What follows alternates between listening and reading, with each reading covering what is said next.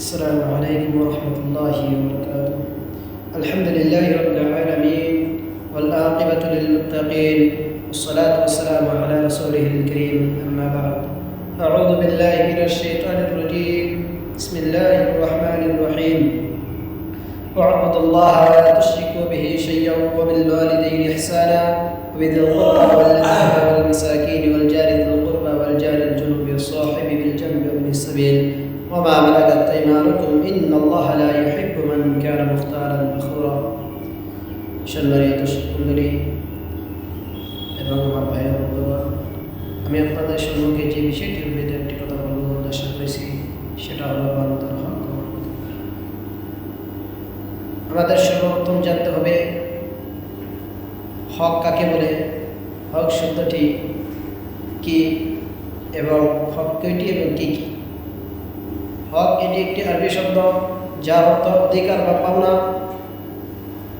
আল্লাহ রাব্বুল আলামিন মানব জাতিকে দুটি হক দিয়েছেন। প্রথমটি হচ্ছে হুকুকুল্লাহ, অর্থাৎ আল্লাহ রাব্বুল আলামিনের হক, যেমন আল্লাহর সাথে কাউকে শরীক না করা, এবং আল্লাহ রাব্বুল আলামিন যেগুলি বিধিবিধান দিয়েছে সেগুলি পরিপূর্ণভাবে আদায় করা, যেমন নামাজ, রোজা, হজ, যাকাত ইত্যাদি।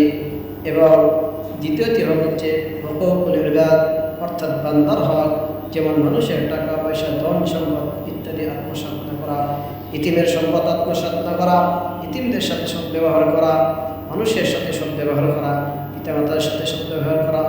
আল্লাহ রাব্বুল আলামিন তিনি পবিত্র কোরআন পাকে বলেন, ওয়া'বুদুল্লাহ ওয়া লা তুশরিকু বিহি শাইয়্যান ওয়া বিল ওয়ালিদাইনি ইহসানা ওয়া বিযিল কুরবা ওয়াল ইয়াতামা ওয়াল মাসাকিন ওয়াল জারি যিল কুরবা ওয়াল জারিল জুনুবি ওয়াস সাহিবি বিল জানবি ওয়া ইবনিস সাবিল ওয়া মা মালাকাত আইমানুকুম ইন্নাল্লাহা লা ইউহিব্বু মান কানা মুখতালান ফখুরা।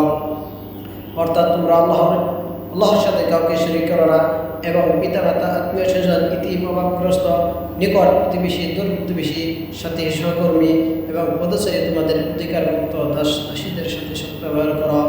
ইন্নাল্লাহা লা ইউহিব্বু মান কানা মুখতালান ফখুরা। নিশ্চয়ই আল্লাহ রাব্বুল আলামিন কোনো দাম্ভিক